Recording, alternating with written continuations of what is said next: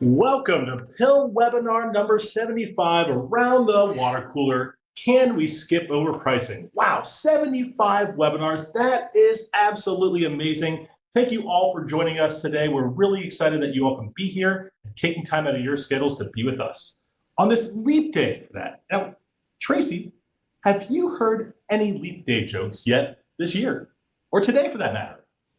No, David, I don't think I have. Do you have any good ones? All right. Brace yourselves, everyone. If a leap year has 366 days, what do you call a year with only 365 days? I don't know. What do you call it? A light year. Oh, David. All right, one more, everyone, one more. What's the greatest thing about leap year jokes? What is that? You only hear them repeated every 4 years. That's great. And it lines up with our webinar today. What if we could skip over pricing every 4 years? I really like learning about pricing, but can we actually do that, Tracy? Well, let's leap into the webinar and find out. Experts will share how to build effective pricing structures, and in some cases, skipping over pricing altogether. That sounds like a great idea. Let's hop to it. Now, before we bounce too far, let's do some housekeeping. Please sign in with your full name, component, and DHS email address using the chat pod to prove you attended this webinar and to get your credit. If you didn't type your name, component, and email address in the chat pod when you entered the seminar room, please go ahead and type that in now. For example, you'll see mine on the screen, Tracy Harriet, Management Directorate, tracy.harriet@hq.dhs.gov. Now, let's do a quick orientation of the webinar layout. In the bottom right-hand corner, we have that chat pod that I just mentioned. Not only is this where you type in your full name, component, and DHS email address for those CLPs, but if you have questions at any time, please feel free to type them in here as well.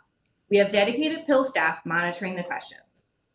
We don't want to make this a one-way communication where the audience asks the PIL questions. We encourage you all to address each other's conversations and have a dialogue along the way. Please feel free to respond to your colleagues when there's something you want to address. There's a links section as well. This includes both links to the PIL and links about today's topics. You can download the documents we've been going over today to access them at any time. Actual solicitation and evaluation documents, as well as other samples used from today's case studies, are available here. You can click the upper right-hand dropdown and simply download all. The slides from today's session are available here as well. Closed captioning. This should show a visible record of the audio for this webinar. Poll questions. You will see some poll questions throughout the presentation, so keep an eye out and be sure to respond. In fact, our first two are up right now. There's also a full screen option. If you would like to enlarge the screen, then hover your mouse in the top right corner until you see the 4 little arrows. Click it to enlarge and then click it again to minimize. All right, now previously on the PIL, we had the first webinar in this year's Around the Water Cooler series called Is My Program Manager from Outer Space? In this webinar, we looked at how the word acquisition has different meanings to contracting officers and program managers. We walked through the acquisition process and the role contracting professionals can play in the process, including getting involved earlier in the acquisition planning. The program manager's definition of acquisition, that is.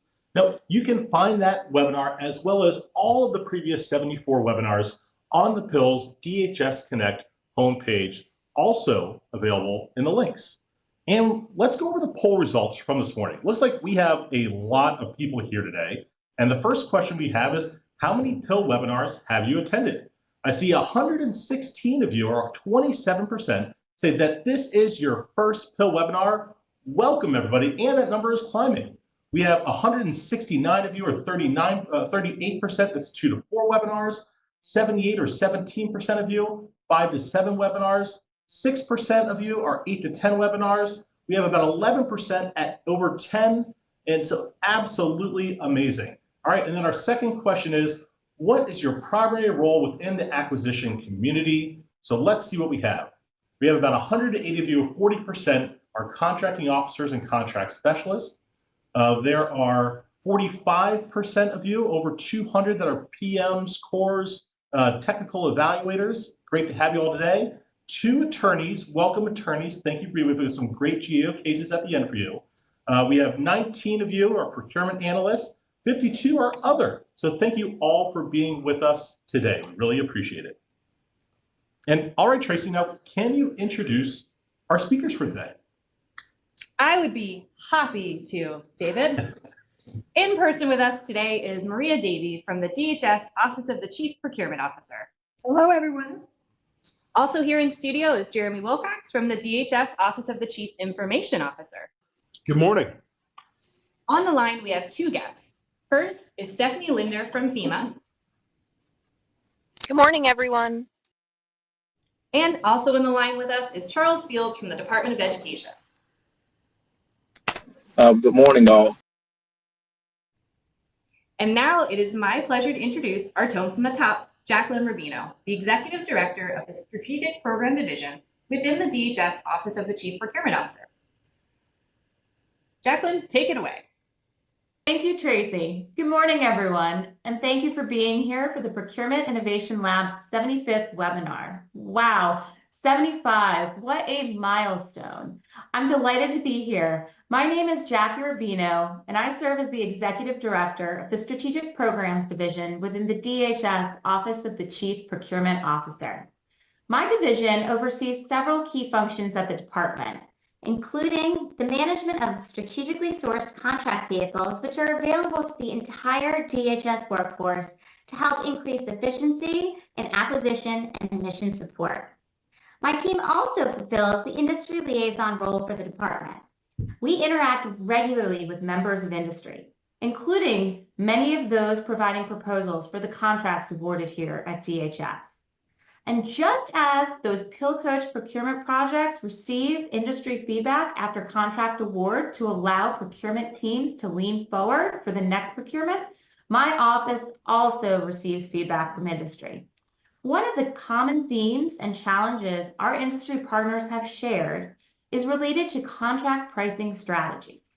Contract pricing not only affects the quantity and quality of proposals received, or the price evaluation that takes place prior to an award, but after award, it can also impact contract administration and vendor performance. A poorly built pricing structure can unintentionally lead to higher prices from vendors or cost overruns that have a negative impact on both the businesses supporting us and our mission delivery. Today's webinar includes a very special guest from the Chief Procurement Officer's office who will share methods and resources available to help your team build an effective pricing structure for your next contract. An effective pricing structure will ease the administrative burden of price proposal evaluations, and it will ensure effective contract administration and performance after award. Her team is available to support contract specialists, contract officers, and program partners at any time in the procurement planning process, including prior to releasing solicitations and not just when it's time to evaluate proposals. Let me foot stomp that point again. Prior to releasing solicitations, this team is available and a resource to you. They are a wealth of knowledge, and I've leveraged them many times. So please don't hesitate to hear what she has to say, how you can leverage them moving forward. Another guest will provide industry's insights for how the government's pricing strategies impact industry's pricing formation and the level of competition a procurement may receive. Today, you will learn how to align technical requirements to an effective pricing structure, which will in turn lead to more competitive pricing and better mission delivery. Finally, a special guest from outside of the department, from the Department of Education, will share how a technique called highest technically rated with a fair and reasonable price, HTRRP for short, streamlines their pricing evaluation on a multiple award contract. I know there's several examples of use of this technique from across the department, and it's exciting to learn from another agency about their experiences and how we can apply this to our work. As you listen to this webinar today, I encourage you to ask questions and think broadly of opportunities on how your next requirement can incorporate some of these strategies discussed today for better pricing outcomes.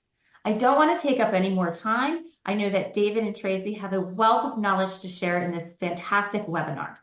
I'd like to thank Maria Davey from the DHS Office of the Chief Procurement Officer, Jeremy Wilcox from the DHS Office of the Chief Information Officer, Stephanie Linder from FEMA, and Charles Fields from the Department of Education for being here today and sharing their stories on contract and pricing structures and strategies.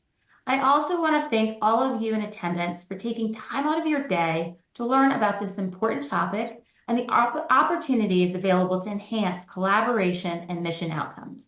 Have a great day, enjoy the webinar, and back over to you, David and Tracy.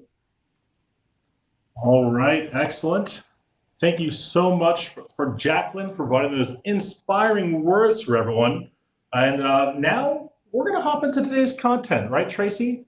Around the water cooler, can we skip over pricing? That's hopefully what we'll identify by the end of this webinar today. And now this webinar, along with the other webinars that we'll have in FY 2024, are continuing the standing theme here of Around the Water Cooler. This is the first time we've ever had a continuous theme for an entire fiscal year. Just as Jacqueline described, the water coolers where colleagues informally run new ideas and frustrations by each other. We hope you enjoy this series, and we look forward to seeing you around the water cooler throughout this year. Now, the DHS Chief Procurement Officer, Paul Courtney, has 4 strategic priorities for the contracting workforce, and they are listed here. They are to empower the workforce, energize partnerships through collaboration, inspire innovation to enhance mission capability, and to enrich the DHS procurement experience. Today's topic touches on all of these strategic priorities, but with a special emphasis on the DHS procurement experience.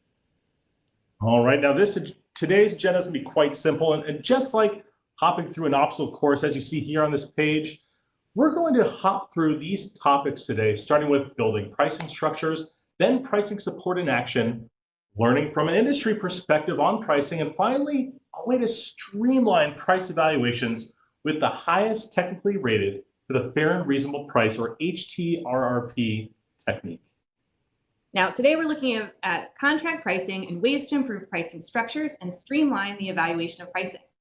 If contract pricing is something you want to hear more about after today's webinar, here are 3 other webinars where we have highlighted this topic: Webinar 61, Webinar 50, and Webinar 24, as seen here. Be sure to check out our webinar page where you can find these webinars and 73 others on the various top procurement-related topics. But before we leap into the content, we have a FAR Part 1 principle of the month, which this actually carries over from our Procurement Innovation Neighborhood, or PIN, earlier this month. And remember that as an organization, we want to move from risk avoidance towards ones of risk management. Now, on this slide, you can see 4 stages of the procurement process. You have your pre-solicitation phase, your solicitation phase, evaluation, and award. Now, pricing has an impact on each of these stages, and the stories today will correlate with each section as well. But before we jump to how to evaluate pricing, we're going to start at the pre-solicitation stage. You are here where it says, after the PR package was submitted, but before the solicitation was released. So you'll first hear strategies on how to develop effective pricing structures and why that is important for all of your requirements out there, for both the contracting officers and the program side as well. And to help us do that, we have a special guest, our first guest with us, Maria Davey, who's the Associate Director of Pricing from the DHS Office of the Chief Procurement Officer, Acquisition, Policy, and Oversight Division. Maria, thank you so much for being here today with all of us here within DHS. Can you provide a brief introduction of yourself and your team? Sure, David, thank you so much. I have been a member of the pricing team at DHS headquarters for the past 10 years. Prior to coming to DHS, I worked as a branch manager for the Defense Contract Audit Agency, overseeing the audits of over 40 auditors at many contractors in the Northern Virginia area. Our pricing team provides cost of pricing support to the DHS components. Our team is composed of 5 pricing experts with over 100 years of combined experience in audit and cost and price analysis. Our team gets involved in very large and complex procurements from the very early stages of the procurement, We help with developing the pricing strategies and selection of the contract type. Maybe procurement needs it to be to have different types of contracts within the same procurement, and we can help with that. We help with the solicitation language, evaluation criteria, and we assist in the review of the pricing proposals and the negotiations.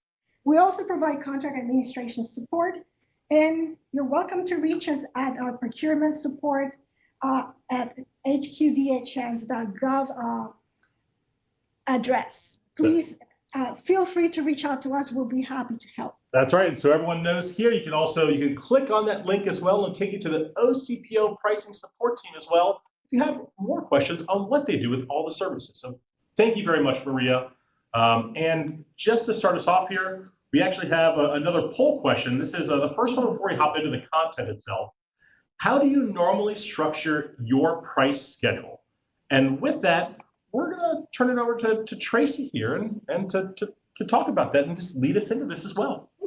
Thanks, David. Now, before we can leap into ways to improve how we build our line item pricing structures, it's helpful to understand how pricing structures can impact your requirements.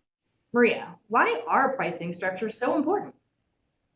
Pricing structures, structures are very important because it actually aligns the statement of work with the cost estimates. We have to start by understanding the statement of work really well and creating tasks. Those tasks are going to be linked to your IGCE. And if it's possible, we recommend that the IGCE has a separate column to have the statement of work reference so that you can align your pricing structure to your statement of work. And are there any impacts if the requirement is not aligned with the statement of work? Yes, there's a huge impact. If the pricing structure is not aligned to the statement of work, we run the risk of not creating an accurate IGCE and a pricing model that reflects the pricing needs of the procurement. So are there any recommendations you have for teams when developing their pricing structure on their requirements? Yes, I highly recommend the team to build a pricing structure that aligns with the IGCE, and at the same time, the IGCE to be aligned to the pricing model. The pricing structure is composed of individual line items numbers. If the line item numbers are not in sync with the IGCE and the pricing model, it makes it very, very difficult to compare when conducting evaluations. That means that the team needs to develop the pricing structure with the end in mind. Ooh. Wow, those are great recommendations. I wish I knew that when I was still a contracting officer. Before we hop along too far, David, were there any FAR requirements on how to develop pricing structures? I think there are some FAR requirements, yes. And actually, it's a great lead there, Tracy. There is, in fact, FAR guidance on contract and line item numbers, or what most everyone references as a CLIN, contract line item number. So you're going to hear CLIN thrown around a lot today in the webinar, just to make sure that we are all on the same page. And so, Maria, what FAR subpart sets the policy for CLIN structure? FAR Part 4.10, named Uniform Use of Line Items, sets the policy.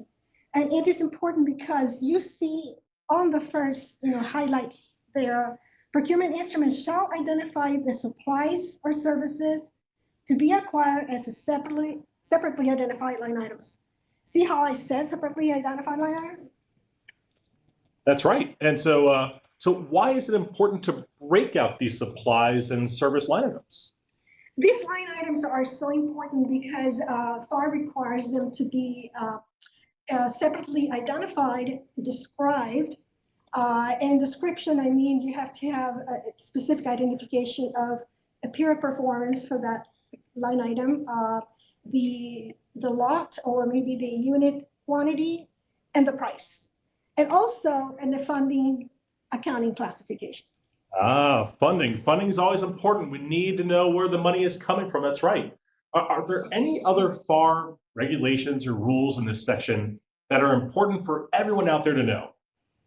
In fact, there are. The FAR tells everyone that you need to set up separate line items for deliverables that are a supply and is separately identifiable. Services are separately identifiable if they have no more than one statement of work or performer work statement.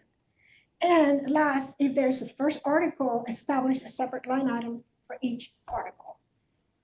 Okay.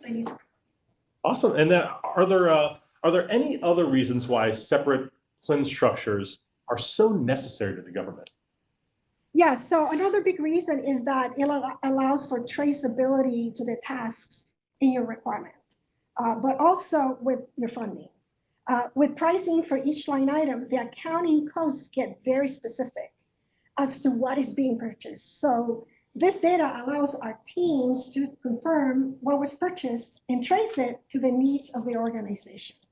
This allows for better category management and understanding the needs of the program offices, not only here at DHS, but across the government. That's great information. I just want to take a second to let people know we are looking at the chat. I see Cheryl, you asked a question.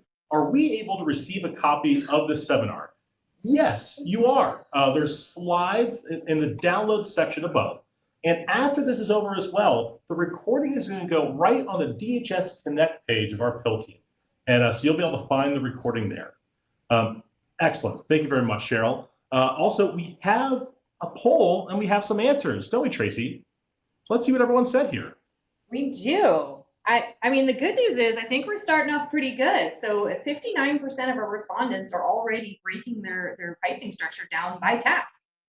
And 28% looks like we're doing one or as few plans as possible. So there might be some room for some efficiencies for those folks. And then it looks like the rest is a pretty mixed bag. So 11, 10%, it's what their contracting officer tells them to do. That is interesting. Okay. And remember everyone, this is a collaborative effort. So again, you're in the pre-solicitation side. So you, all the program people here, and the contracting officers, you all can work together on this. And it is something we highly recommend, working together as a team and bringing in outside teams as well if you have any difficulties, like Maria's team, or you may also have a cost and pricing team at your own component as well. That could potentially help you out. So that is something to know, that support is out there for everybody. Okay, so we got our poll results, and let's go ahead and hop along here. And I think we have an example, correct? We do. So we actually have here an example from FEMA, and it's a requirement they had for temporary support facilities for first responders. So think about when first responders are responding to natural disasters, they have needs for shelter, food, and additional basic needs. So this is a requirement to assist those folks. Maria, how has your team been involved with this? Yes, our team was involved early in the planning stages of the solicitation. We met with the contracting team as well as the program office to understand the statement of work, right? We aligned that statement of work with an IGCE. We started from the IGCE from scratch and built the CLINs accordingly. We use past experience in this type of effort in putting together the CLIN structure. After that, we helped with the solicitation language, with the pricing model, and got involved throughout the award of the contract. Wow, that's pretty amazing. So before we hop into more details, does your team provide this same support for other teams in DHS? Oh yes, we provide this hundreds of times. That's what we do. That's really great to hear. All right, back to the story. So what support did you provide to FEMA's team? Well, as I mentioned before, we were in continuous communication with the FEMA contracting team. They would reach out to us. I know we were part of the meetings with the PIL, because the PIL was also involved in this effort. And we reviewed the IGCE model. The CLIN structure was complex because this is a complex procurement, but we were able to group line items in one CLIN and say the number of CLINs that they were used, okay? I think it had an excellent screen structure that translated to the pricing model, which we helped develop as well. And we were also we help review the pricing proposals and provided input as to savings because we were able to compare prices.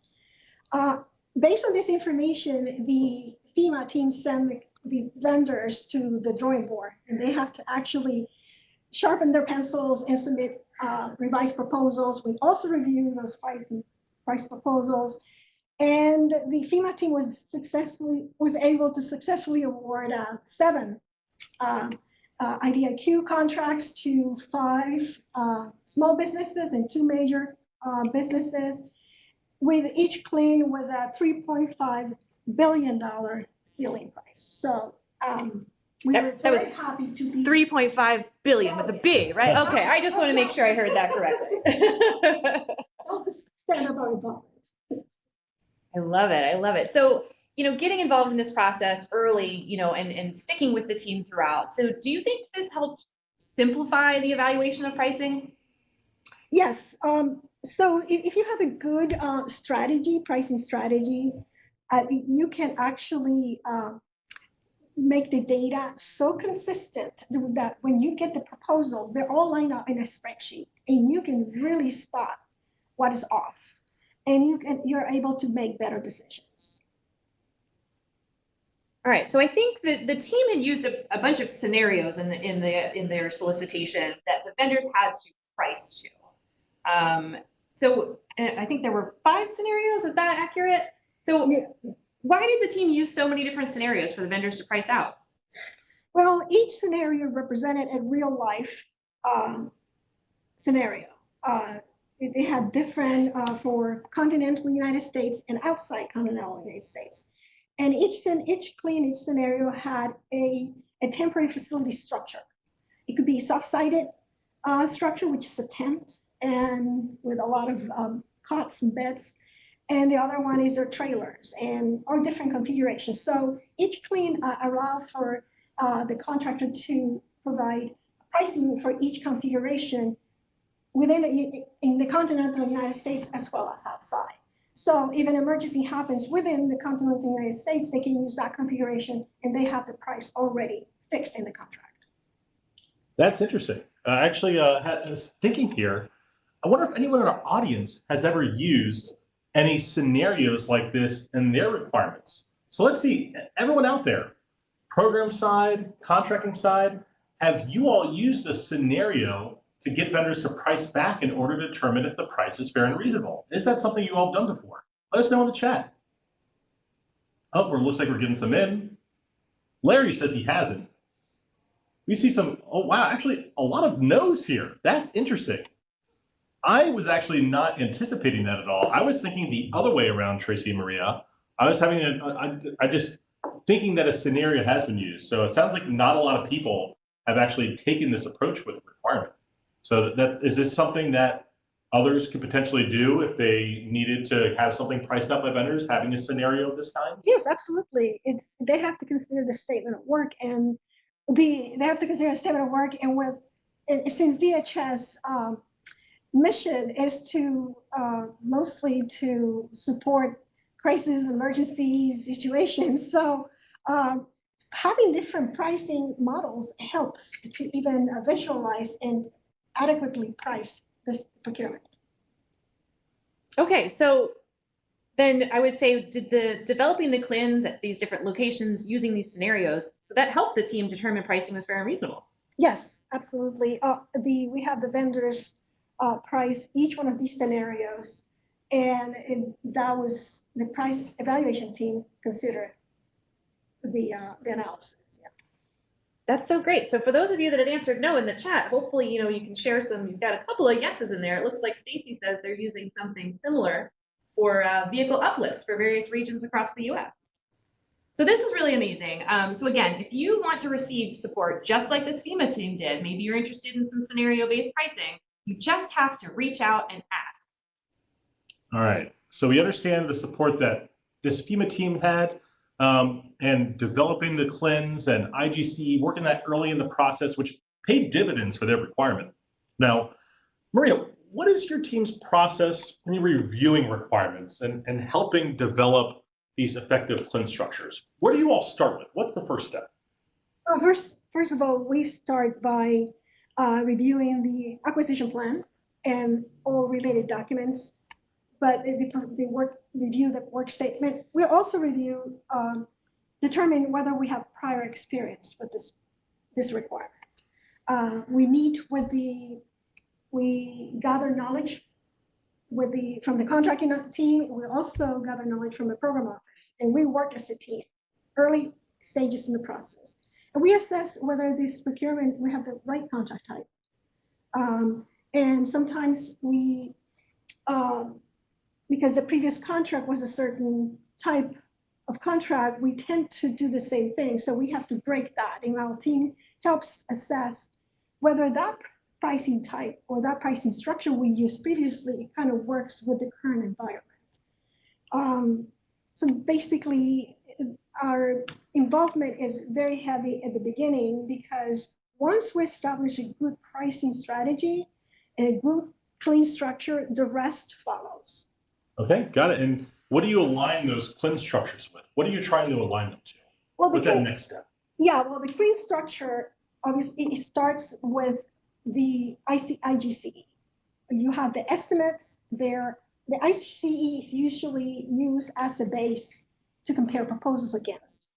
But you have to also develop a pricing model, which our team helps prepare. That pricing model mirrors the IGCE. And we make sure that sections L and M in the solicitation kind of explain what type of information we need from vendors to comply with that pricing model, to properly complete it.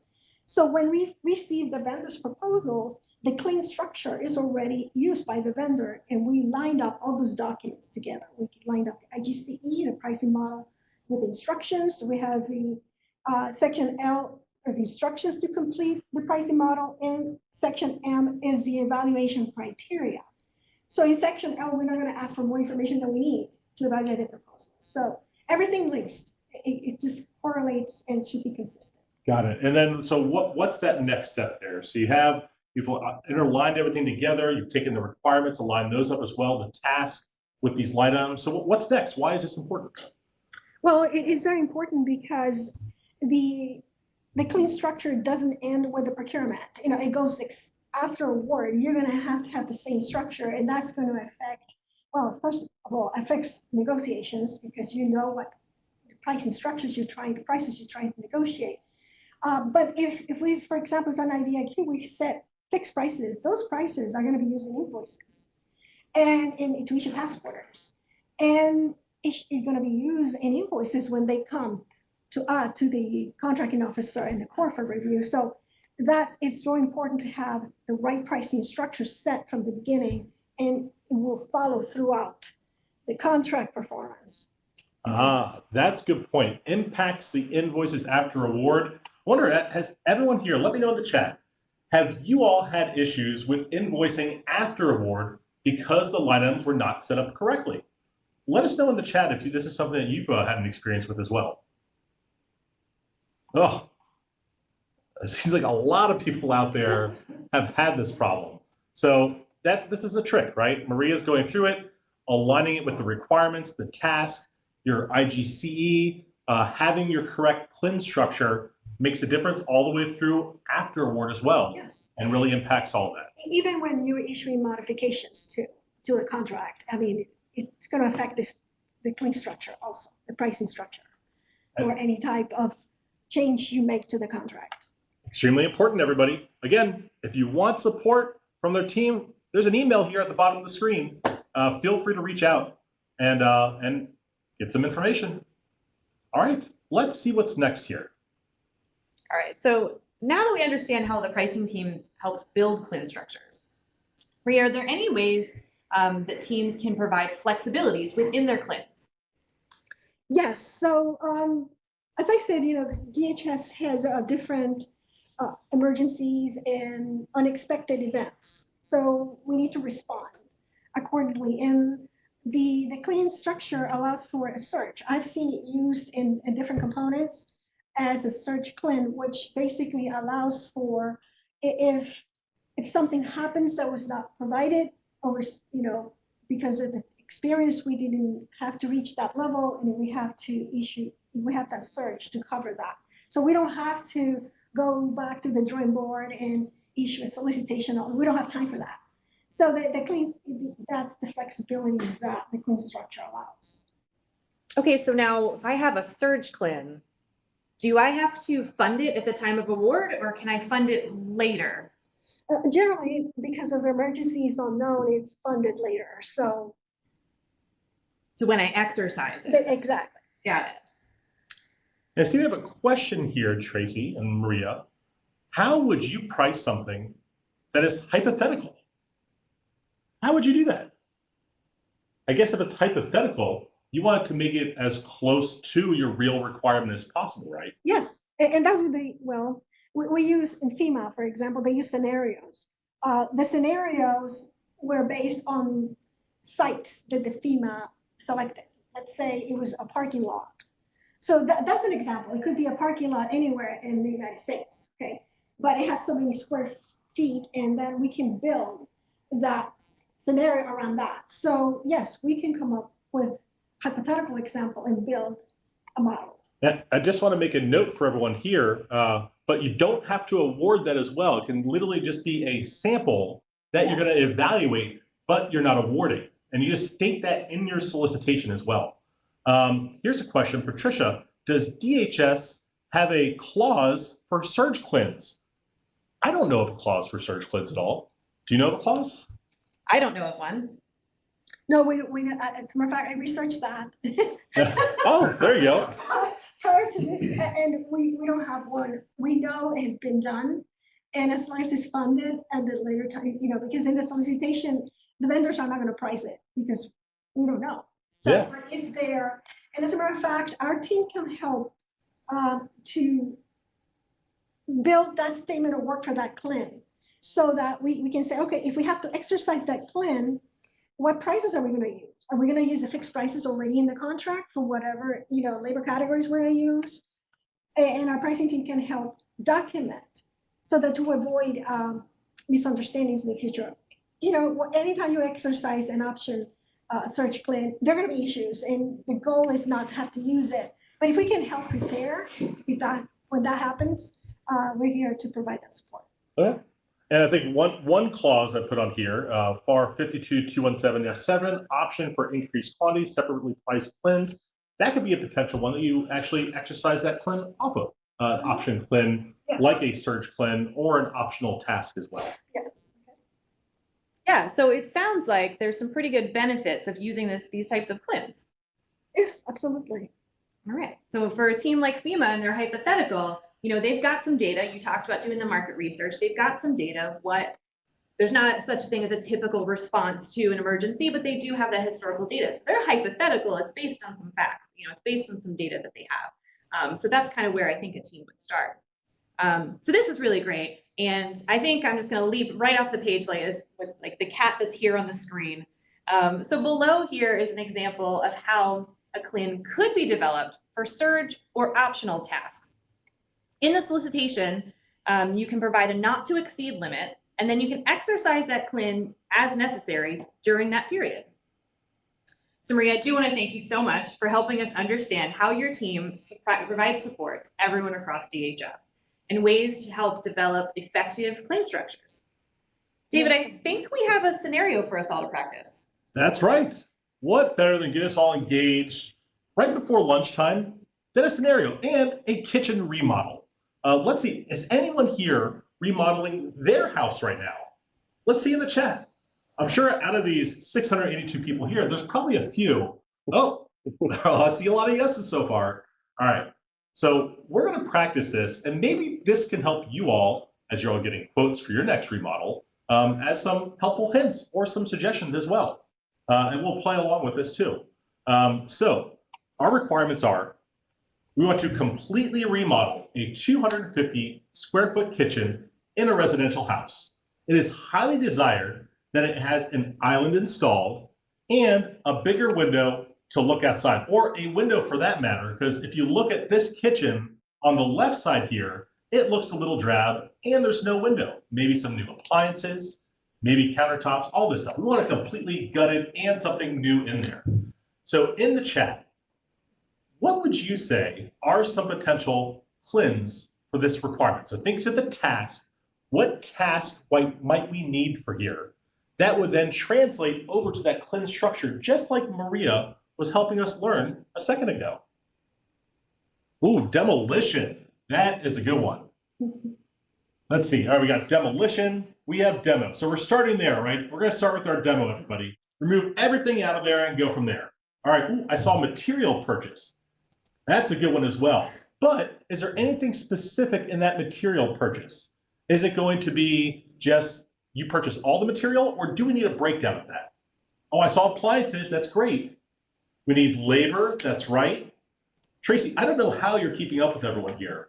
Electrical, ooh, that's good, but that would go under labor potentially, right? Maybe those incidental supplies are all the cords that are going through. I saw the plumbing, that would probably be needed. Maybe that's an incidental supply. Something that goes along with it that we need to have. Disposal, yep, that's right. Flooring, ooh, that is right. Flooring, I forgot about that. Did anyone say windows at all? Oh, I see, oh, Rex, I see what you put in there. You went with the whole kitchen sink, literally. The windows, the kitchen sink, the appliances, refrigerator, stovetop, cabinets, all of it. And I think that's great. And then we're getting some specifics as well. So all of these things you're identifying right now, the demo, electrical, all these things that need to be done. The services, what are the items that you need as well? Those appliances, what do those appliances break down to? Is it just a stove? Is it a refrigerator? Are there more things in that? Do you want a microwave too, maybe under the cabinet? Exactly, the more granular, the clearer the requirement of this. And that's exactly correct. And so we want to get in there, we want to be specific. We want to make sure we understand what we want as the process and what are those tasks that are required. Then identify any subtasks underneath those as well, like the appliances you all did. What are some appliances that are needed that roll up underneath that? To make sure you're getting and breaking that out and being specific for vendors as you get your pricing. That's awesome. Tracy, anything from you here that you see? Charles pointed out what I think might be the most important thing involved. What's that? Cat food for that poor cat that's sitting on top of the refrigerator. Oh, I totally forgot about that. In the basket too. Well, we can't leap over that one, can we? All right, that's awesome. That's right. All right, so now let's see. Let's see what this would look like. We're gonna go back here. So thank you all for playing around with that and working through this with us. But let's see now. So let's say we had this kitchen remodel. So on the left side here, this is what we got out of this. You all did a great job helping us identify what these kitchen remodels were, but what had happened? What would have happened if we just came in with this one line item here? Let's say we got quotes and we just asked for one line item, a kitchen, demo, and rebuild, and we wanted a lot pricing from everyone. And let's say we got this price from one, and maybe other vendors are around the same ballpark too. What would happen here? What complications might ensue if we only had this one CLIN? That's right. We might have no island because we don't know what they're giving us. That's right. That's right, Kate. No window as well, potentially. And we don't know what this kitchen could look like. What about, could negotiations be challenging at all? Would that potentially be a problem?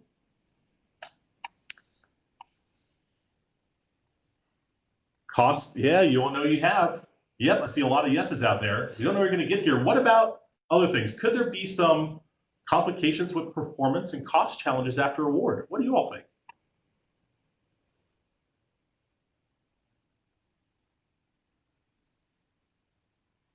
That's right. Could be a lot of that. I think all of you, yes and no, could be maybe poor quality work. You won't know what you're getting unless you get a breakout. And I think that's what we're trying to get at with this. You know, start with the end in mind, like Maria said. Think about your requirements, what those tasks are, align it with that, and obtain pricing for it as well. And that will help improve that process, right? We can't skip pricing altogether all the time, but we can make it easier during the evaluation stage, after award too. And that's what we're trying to get at here. And we have a team here that can actually help show us that too, right, Tracy? Absolutely. But David, before we get that far, poll number 4 is up where we asked about the types of flexible line items that folks have used. And it looks like optional periods, about 40% of folks Hovered around 20% of folks have used the surge cleanse before. About 30% have used optional tasks. There's a 3 to 4% that says they're voting for other. What those are, and if folks want to drop those in the chat.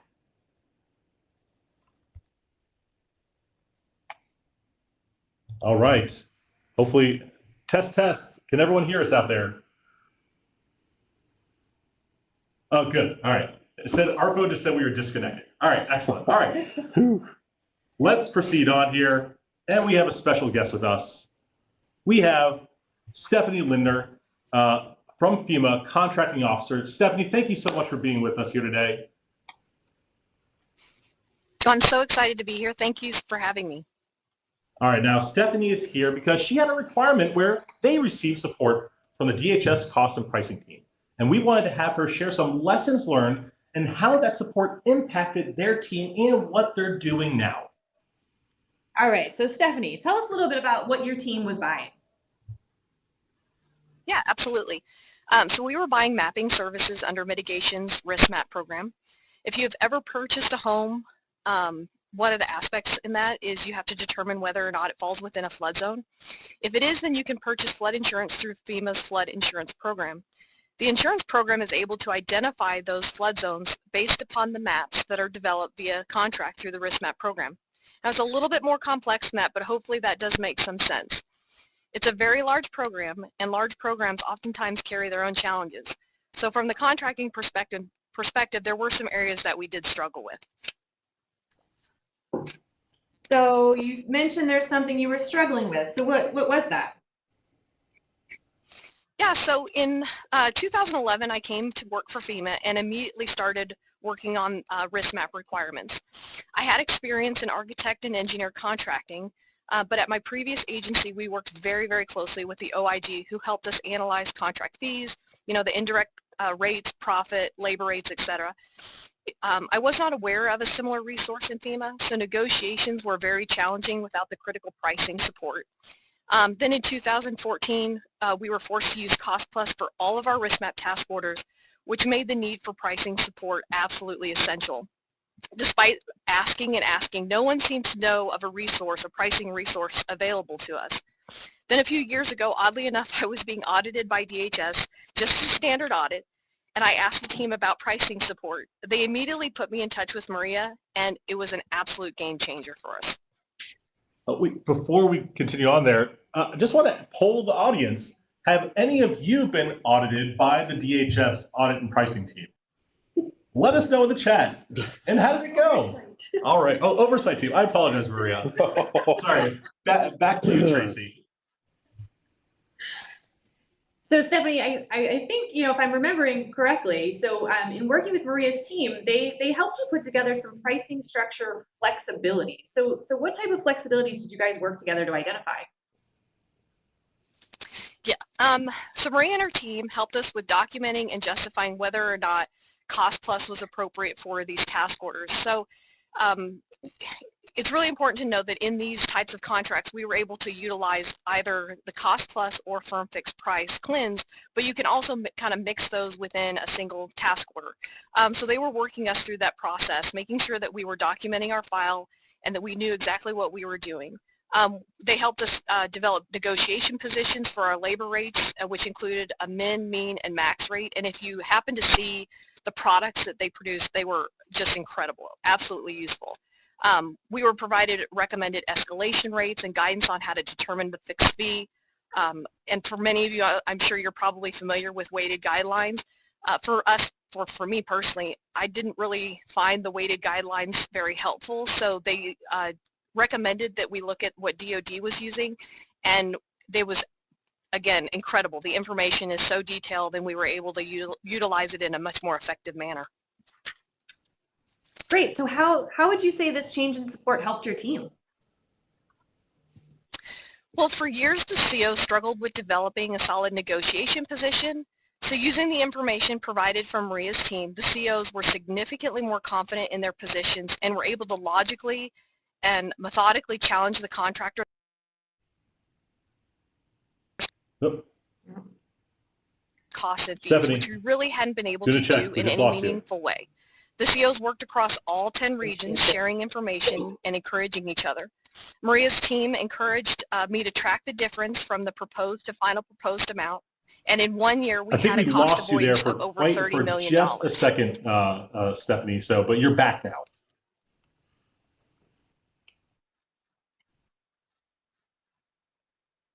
Right before you said $30 million. Where did you lose me?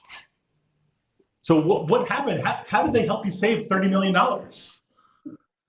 Okay, so so the CO.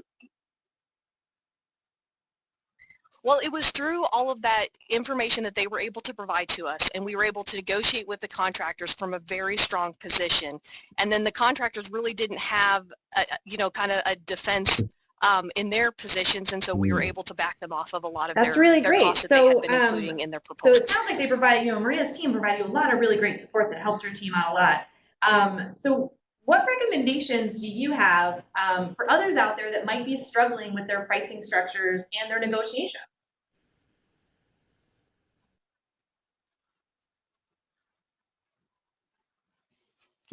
For starters, number one, keep Maria's number on speed dial.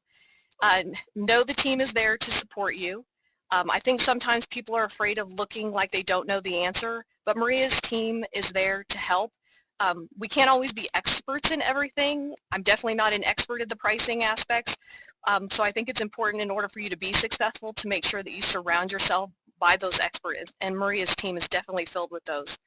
Maria and her team are an incredible resource that we continue to lean on even to this day, and I would highly encourage any of you to do the same. Has a couple questions. Where did you get your G&A, overhead, et cetera, rate support? Is that something that you received support on as well? There you go. So Maria, your team does that. Okay. Yes, with Maria. Right, so there you go, Philip. So Maria's team does that. And then you had another question as where, same thing. The CPF rate support. There you go. So there you go, Philip. If you have questions on that and need support on that, you can reach out to Maria's team. All right. All right. Thank you, Stephanie. So Stephanie, thanks again for joining us today. And I think we are leaping along to the next topic. But before we do, David. There's interruption. Wait, I hear something. Ribbit. Ribbit. What was that? Is that you, Tracy? Ribbit. David, I am so sorry. There appears to be a frog in my throat, and he just seems to want me to let everyone know about our new initiative, the Procurement Innovation Neighborhood, or the PIN. The PIN was launched this past December in response to feedback from all of you, the DHS acquisition workforce. The PIN is an informal, monthly, 1-hour community of interest gathering featuring informal how-to conversations around specific techniques, policy, protest decisions, etc. So recently we've had some guests from FEMA talking about their use of jam sessions to draft eval factors, a team from ICE who shared how they use Microsoft Forms to seek information from industry in an RFI, and that team walked us through how to set up such a form, as well as discussions on recent GAO protests and policy updates. To be added to our invite, please go to our DHS Connect page and you'll see a link there to add you to the neighborhood. All right, and hopping on to our next story, our next guest is Jeremy Wilcox from the DHS Office, the Chief Information Officer, Customer Experience Team. Jeremy, thank you for being here. Do you want to introduce yourself real quickly for everyone? Sure, David. Good morning, everyone. I'm Jeremy Wilcox, and I am a Senior IT Product Manager and IT Specialist serving as the CX Acquisitions Program Director within the Office of the Chief Information Officer, Customer Experience Directorate. I spent the first 20 years of my professional career on the vendor side with firms including Microsoft, AT&T, Forrester Research, and then led the full go-to-market strategy for a boutique consulting firm that was eventually acquired by Accenture. We provided market intelligence, coaching, and strategic acquisition support, helping agencies and the Fortune 100 to level the playing field and create win-win scenarios when making complex technology acquisitions. And we helped our clients save billions of dollars in the process. What I bring to the discussion this morning, I hope, as a current federal employee, is a true insider's look at how deals are structured, negotiated, and won from the vendor's perspective.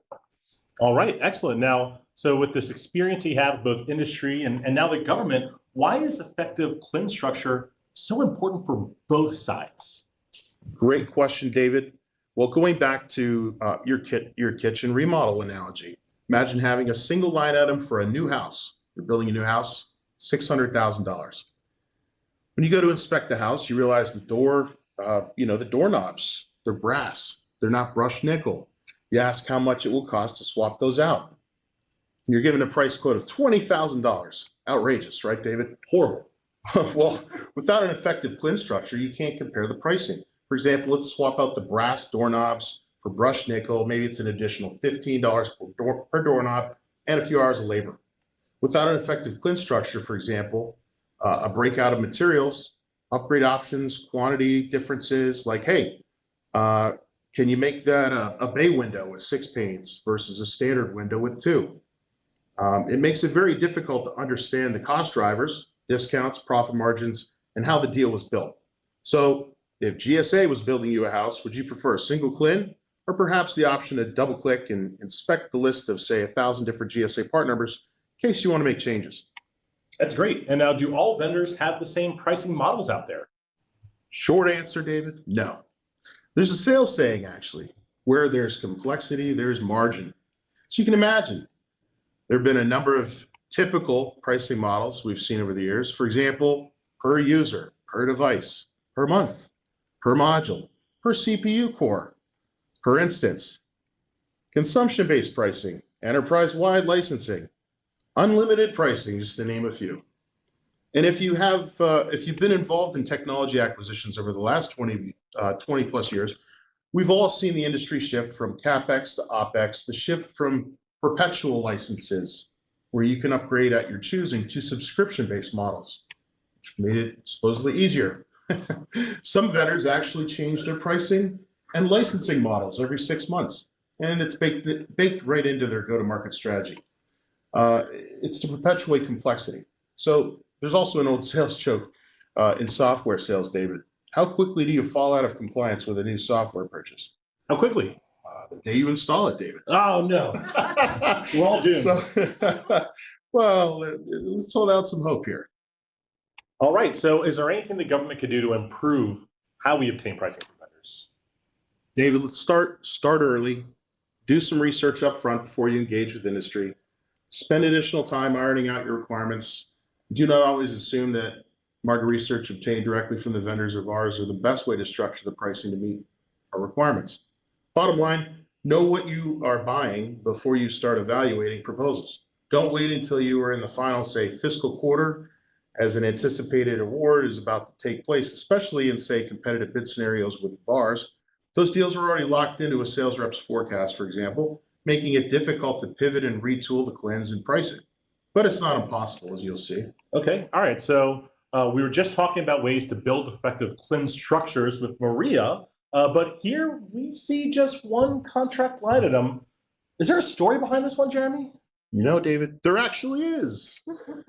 In this scenario, David, the agency requested a price quote to renew software, had a list of requirements, all bundled into a single consolidated CLIN for $1.4 million. Now, as one of my neighbors who happens to be an SES in the federal government once asked me, because who doesn't like to talk about CLIN structures hanging out with your neighbors around a fire pit after work? What's wrong with a consolidated CLIN? The vendors giving, that literally happened, by the way.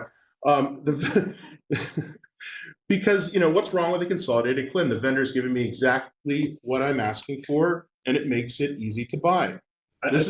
Oh, good. Sorry. I was going to say, this is the reason, because if you have to change any of the quantities, how do you price that out?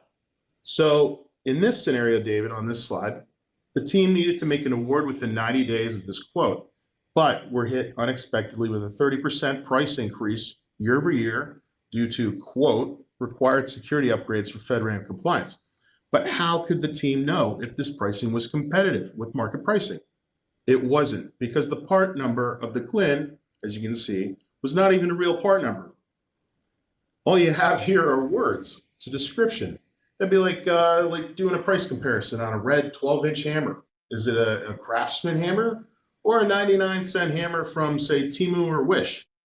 The other sticking point was that the agency was told that they needed to purchase an enterprise license, even though less than 20% of the licenses were actually being used. By requesting a price breakdown by GSA part number in this case, the agency could inspect each line item to understand what each item cost and what entitlements were included with each line item. Got it. And I think that can present some problems, right? So here you just had one plan. That's how they got the pricing back. So what did they do next? Oh, and before we ask that, actually, let's see in the chat. Has anyone gone out there on any requirements with just one contract line item, and did it present any problems for you at all? Let us know in the chat. We'll take a look at those answers in a second. But Jeremy, so what did this team do next, and how do they correct this on their end? Well, if we're looking at the slide here now with 10 different CLINs, there's a breakout by GSA part number. So they requested from the vendor, hey, give us a breakdown. We need to actually see what, double click on that single CLIN, the consolidated CLIN, and let's see. So they gave the agency 10 CLINs.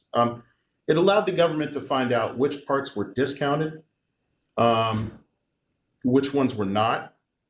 And the team could also cross-reference GSA pricing, state pricing, even large county pricing, which actually produced some of the best information. Not only could the agency inspect the pricing, they could also identify the pricing for the CLINs most likely to fluctuate in quantity or require, say, a contract mod in the future if they needed to add licenses. And how did this impact the requirement, Jeremy? Well, great question. They were able to inspect the requirements at the line item level, but further were able to inspect user logs and identify an alternative licensing structure to purchase fewer licenses without degrading what was being delivered.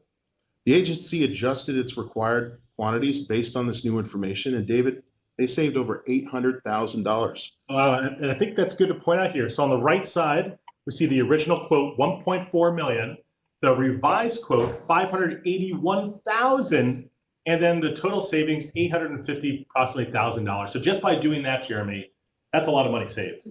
That's right. I mean, essentially they reduced what was an initial 30% price lift by 60%. How could this team have done things differently from the beginning? Well, a few obvious things. If they had looked at server logs earlier on, understood their environment, but also done their homework up front and learned more about what they were buying, they would have been able to tighten up their requirements up front. Okay, awesome. That's great. Jeremy, thank you so much for being here with us today, providing this perspective to everybody. This is awesome, and it's just a great reminder. I saw a lot of people in the chat said they don't bundle. Actually, there's two people that said once, some said yes, they have, but it sounds like a lot of people out there are breaking up their CLIN structure. So hopefully a lot of them will continue this practice and find other ways based on both your guidance that you just provided us. Thank you so much. Really appreciate it. Thank you very much, David. Excellent. All right, Tracy, what do we have next here? Well, before we move on to the next slide, I just want to talk about poll number 5. How likely are you to reach out to Maria and her team? Maria, you guys are going to be very busy because 70% of respondents said they are either very likely or they're considering hopping on board. Excellent. Thank you. Now, if you're still jumping along with us, we've talked about pre-solicitation and solicitation, and now we're moving into the evaluation phase and one method of streamlining your pricing evaluation. And now we have with us, welcoming Charles Fields from the U.S. Department of Education. Charles, thank you so much for being with us here today. Thank you for having me. I'm really happy to be here. All right. All right, so let's jump into the requirement that your team had called the Procurement of Research, Evaluation, and Statistics Task Order IDIQ, or PRESTO. That was a lot. So Charles, can you share with us what the PRESTO IDIQ is for? So PRESTO is it's a multiple award IDIQ contract. It was a vehicle that was developed to support the research, evaluations, communications, recruitment, and operational support for the Institute of Education Sciences here at the Department of Education. This contract actually replaced a similar vehicle that incorporated some additional requirements to support the needs of the entire agency. Okay, and what was the dollar value of that procurement? It was about 2 billion.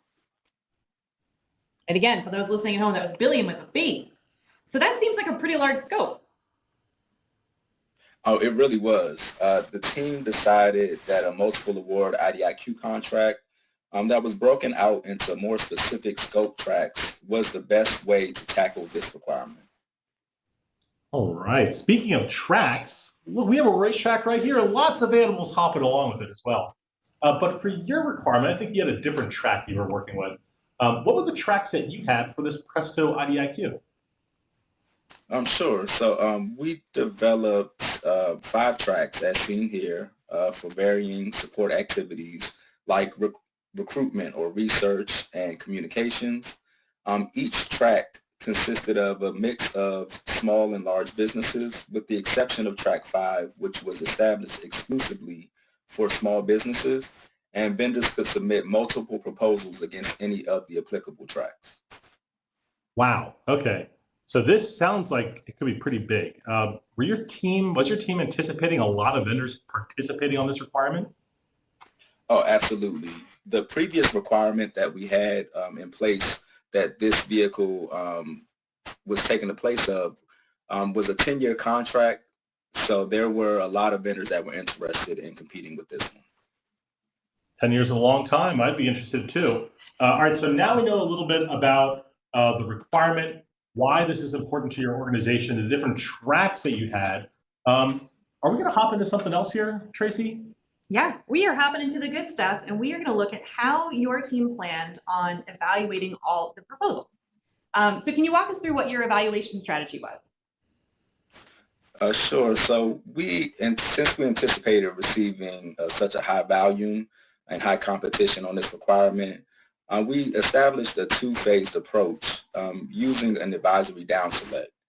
So in phase 1, we wanted to keep the evaluations light and meaningful. So we kept it focused on demonstrated prior experience that aligned with the scope of the category that the vendor was submitting their proposal for. Okay, and how many proposals did you get in phase 1? We received a total of 174 proposals in phase 1.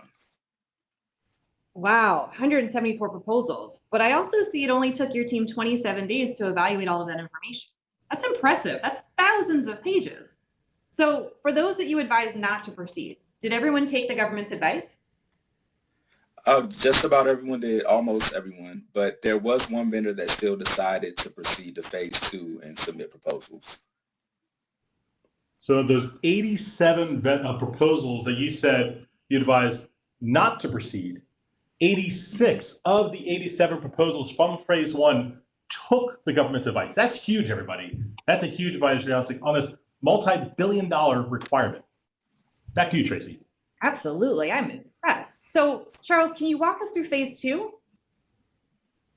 Sure. So after the down select, we received 88 proposals in the second phase, which was about 20 pages of written material.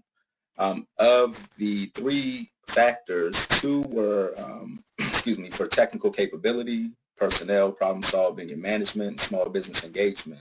And we also had pricing, but vendors were only required to submit their labor category rates. Okay, so you had all of these proposals and you ended up awarding based off of 86 of them, but your team was still able to award in only 6 months.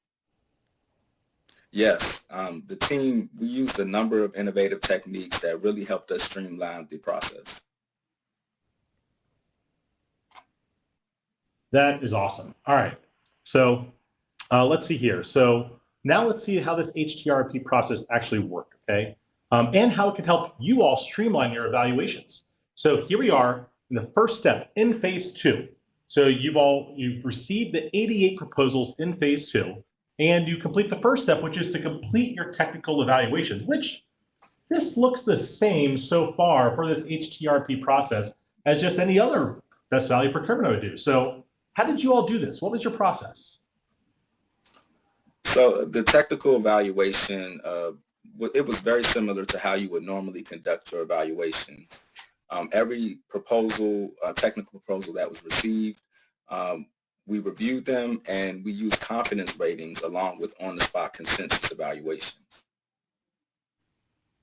Perfect. And now, was this one team doing the evaluations, or did you have multiple evaluations teams throughout this process? Yeah, no way we couldn't do just one team. We actually had 5 evaluation teams, one per track, making sure that we had the right subject matter experts for each track to help move things more efficiently.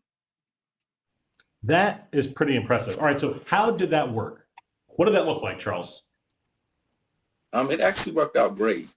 Some tracks received a smaller number of proposals, so we were able to take lessons learned from those evaluations and apply those to the tracks with a larger number of proposals.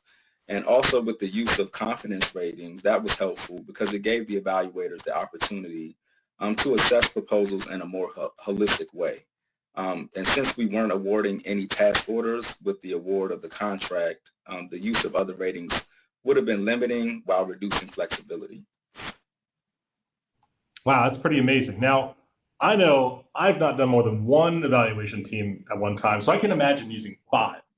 All right, everyone, so that completes step 1.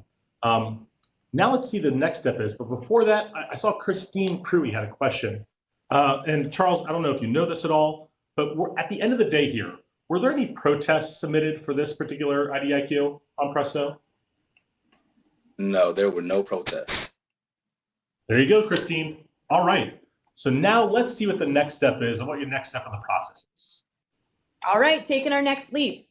All proposals have now been evaluated for all technical factors. So here we have a representative sample of what that evaluation might look like. So each factor has its own confidence ratings for all submitted proposals. And now the team needs to determine which are the most highly rated. Although this is a fictitious listing, you can see here the way vendors might be rated. In this example, how might you rate these vendors?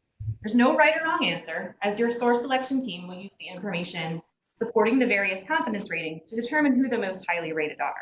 But feel free to play along as we go through one possible result.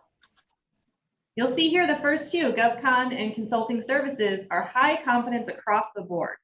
David, do we think they made the cut? Potentially, but maybe we turn it to our evaluators in the audience. Everyone out there in the chat, what do you think? Would these first 2 vendors, from your perspective, make the highest technically rated cut line? All right, phoning a friend, it looks like the answer is yes. Let's see how this example rated these 2 offers. All right, there we go. Looks like they made it. All right, vendor ABC has 2 high confidence and 1 some confidence. So do we think we're keeping them as well? Oh, it looks like we kept them as well. Now, in this example, factor 1 is our most important factor. So services today has a high confidence in factor 1 and 2 some confidence in factor 2 and 3. Feel like we might give them a go as well. Yes, we decided to keep them in the list as well.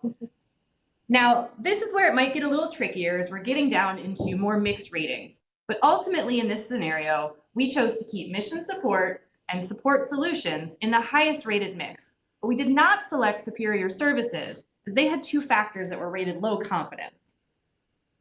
Depending on the number of awards you make, you may have drawn this line in a different place. Charles, your team knew it was going to be awarding a lot of contracts. So now that we've looked at this hypothetical, let's talk about how your team made this determination. How did that process work? So the teams went through all the proposals and we received a lot of highly rated proposals. So with their ratings per track, ultimately the team decided to draw the line at the highest technically rated proposals, excluding those proposals that received 2 or more low confidence ratings. Okay, so of the 88 proposals, so how many of those were highest technically rated? So out of the 88 proposals, the team recognized 86 of them as the most highly rated for potential award. Okay, so your team was able to narrow the potential awardees down even further. So David, can you take us into step 3? All right, step 3. So that was the interesting thing about the highest technically rated. So they had 88. They only went down 2 proposals to 86. But that is one step of the process. So now we're going into the price evaluation, the step 3. And this is when you're going to determine if the pricing is fair and reasonable. So Charles, can you share with everyone what they had to submit for this requirement? Okay, sure. So the actual text from the solicitation is here in the right corner. And we only requested that vendors submit their labor rates via an Excel spreadsheet, which you can see a template of at the bottom. They had to provide their labor category, description, if it was a service contract act covered, and their labor rates with any discounts for all years under the base period and option period 1. That's great. Okay, so you can actually, everyone out there, you can actually find a sample of this right in the downloads box above the chat there. Now, Charles, did this help streamline the price evaluation process at all? Absolutely. Since we were merely evaluating the proposed labor rates, it made determining the fairness and reasonableness a simpler and easier process than if we were evaluating the labor rates and the level of effort. Okay, now, did you evaluate the price submissions from all 88 proposals in that second phase? No. So we only evaluated the price submissions for the highest technically rated proposals, the awardees that we were going forward with. That is important for everyone to know out there. With this technique, this example for Charles's team, they had 88 in the second phase, and they found 86 of these proposals to be the highest technically rated. Then they only evaluated the price of those 86 vendors. So let's say you had a different example. Let's say you had 10 vendors in the second phase, and you found 5 to be among the most highly rated. Then you would only evaluate the 5 proposals that you found the most highly rated.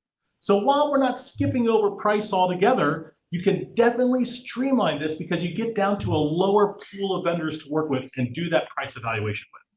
Now, Charles, were there any challenges at all? The only challenges I can reference was the fact that this process and many of the techniques that we use were new for all parties involved. But we did use the support of the PIL team. They were a great resource to help us embrace these new approaches and give us some guidance as we navigated these uncharted waters. That's great. Now, because this was an HTRP, was there was no second step to complete an actual trade-off. So that's big. We saw that earlier in the evaluation strategy. There's no next step here once you do your price evaluation to actually do a trade-off between price and technical. Now, Charles, did this help your team with your evaluation? Yes, it did help. Since we were able to conduct our evaluations for the technical and price proposals individually and base them on their own merit, we didn't have to go back and compare them to each other. So it definitely helped streamline that process. I see we have a couple questions here. One from Chad. What was the basis for the fair and reasonable price? Yep, that's right, Chad. Competition. That is correct. What is a fair and reasonable management cost as a percent of the total cost? I don't know what that would be. Was past performance considered? Was past performance considered at all, Charles? No, we didn't consider past performance, just prior experience. We were more so just looking at the vendor's capabilities and not how they performed on their contracts. And you'll actually see in the solicitation, the downloads box, it was very specific. It said, we are not conducting past performance. That is not required because it's a commercial acquisition. Okay, let's see here. And I think that's everything. Well, Charles, this is awesome information. So thank you so much for joining us today and really appreciate your time here with us. Thank you so much for having me. It was my pleasure. All right, Tracy, we got a poll up, I think. We do. We have a poll up. We will get to those results in just a minute. So we have now learned about HTRP from how Charles's team at Department of Education did things on the Presto IDIQ and how they're able to streamline that evaluation. So friendly reminder, here's that best continuum, the best value continuum. So while the FAR only discusses 2 processes, lowest price technically acceptable, which is on one end, and the trade-off, which is on the other, the FAR does not actually discuss what a reliance on technical would look like. So this is what HTRRP is. which is towards the far right of the spectrum, as cost is not a heavy consideration, as we just saw. So the key purpose here with the HTRP technique is to focus the technical evaluation. And that is, there's no trade-off with the price, which can save a considerable amount of time, as you just learned from Charles's team as well. 6 months total from issuance of the solicitation award on a $2 billion requirement with 174 proposals. Wow. Yeah, so that is what HTRP looks like. It's not LPTA, and it's not a trade-off. You do not need to use a self-scoring methodology as well. You can use confidence ratings, just like Charles's team did. So these last two are key, so I want to take these slowly. It is recommended to use this technique when establishing multiple award IDIQs or BPAs. Let me repeat that. It is recommended to use this technique when establishing multiple award IDIQs or BPAs. The last one here, you only need to evaluate pricing of each awardee, not each proposal. Keep that in mind. Really helps streamline the pricing here for everyone. But I think we have some things that maybe we're not recommended for, right, Tracy? Absolutely. Since HTRP technique focuses on technical rather than price, there's areas of caution for everyone. First, it is not recommended for requirements resulting in a single award or where cost is a significant factor, or for single award BPAs under FAR 8.4.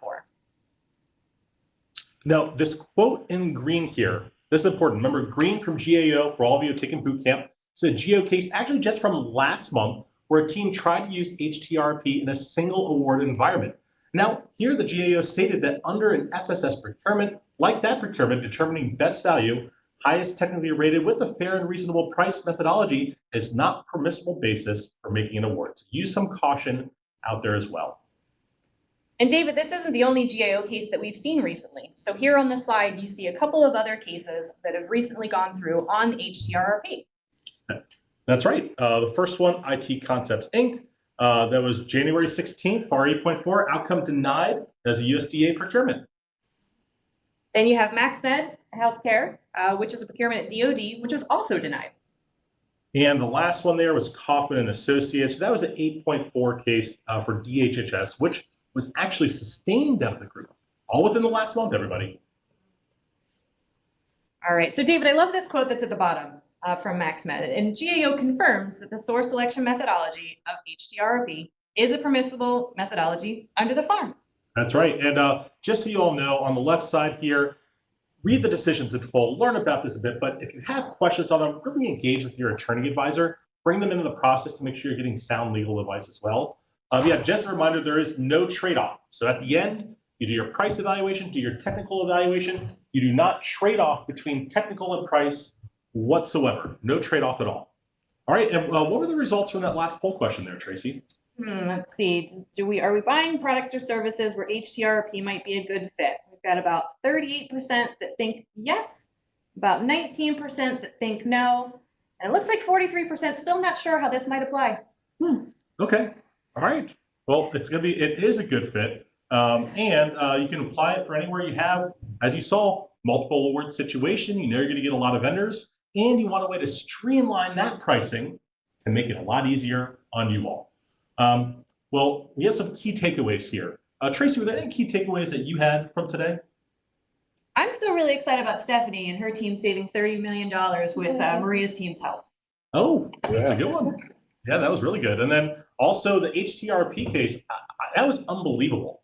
I know we got down from 174 proposals to 88, but the ability to use that and not do a trade-off, because that for me always had a lot of heartburn. It took a lot of time, and it was very difficult sometimes as well. I think the other thing that Maria talked about and Jeremy talked about was building the CLIN structure with the end in mind. So keep that in mind. There's a way to make that process easier for you all and with vendors too, and making the invoice process all the way through post-award a lot easier if we start at the beginning. And there's ways that we can really streamline our price evaluations by using this HTRP technique. Well, I want to thank Maria, Jeremy, I want to thank Charles and Stephanie as well for being here with us today.